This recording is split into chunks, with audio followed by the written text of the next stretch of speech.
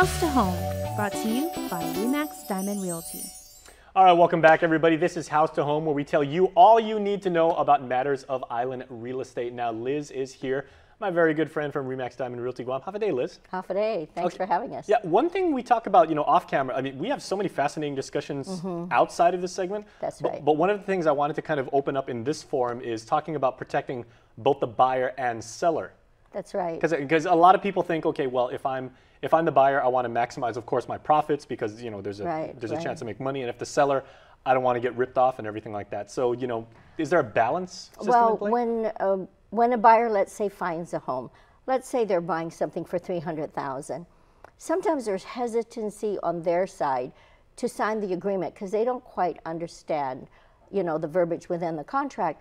But I want our viewers to know that in the purchase agreement, there are a number of contingencies that have to be satisfied in order for the contract to move forward, for the deal to move forward. So for example, if you sign a contract, let's say we're selling you a home and the price is $300,000, the contract will state that the purchase is subject to, number one, your ability to get a loan. So you may be pre-approved, but then for some reason your loan doesn't go through, then the deal dies, so you don't have to move forward, and they don't keep your earnest money deposit.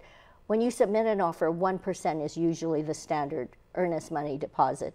So you would deposit $3,000. That $3,000 is protected until the deal moves forward.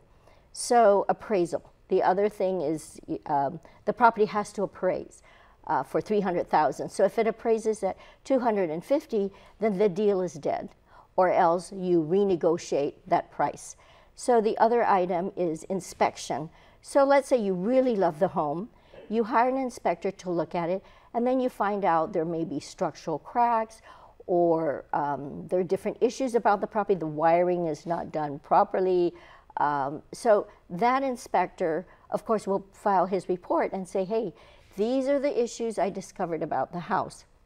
Now, we've had buyers that look through it. Some of them will look at it and say, let's say it's a 20-item report. I've seen some as much as 80 items. So the buyer can say, well, these items are minor, but the safety issues or certain parts of that report need to be handled. So then at that point, let's say you don't want to move forward, you can cancel the deal if there's a structural crack or deficiencies that you discovered during the inspection that you were not aware of. Or the seller might say, hey, no problem, we'll fix that. And then, of course, the deal continues to move forward.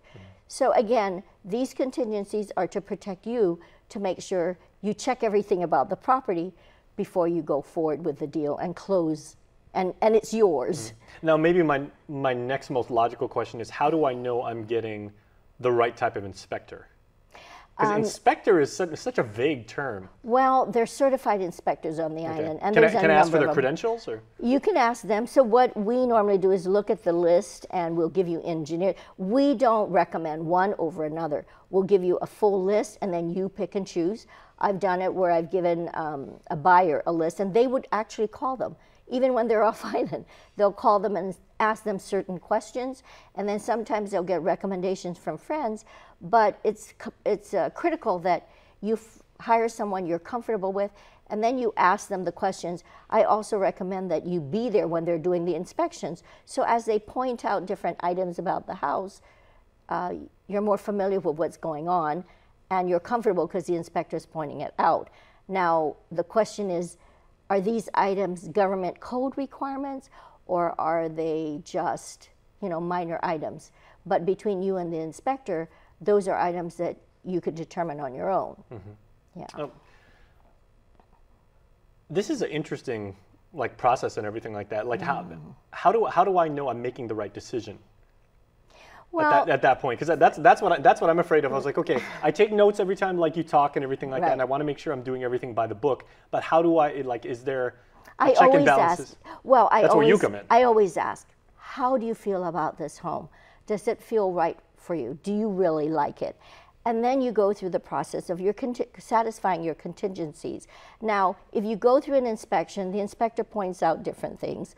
And you might view them as minor and you take care of it, but the inspector may tell you these are critical items that need to get handled. So at that point, it's if you're buying the property in as-is condition, there are times where the seller will not want to handle those repairs because let's say the deal is really good. They priced it low enough and you got a good deal.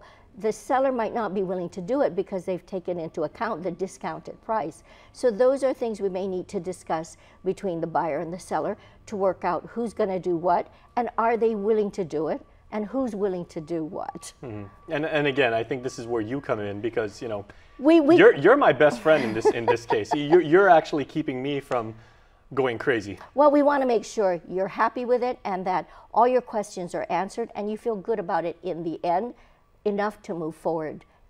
Otherwise, we don't want to sell you something that you're not happy with. Well, Liz, on behalf of my future home, my pocketbook, and my blood pressure, I thank you so much for your advice.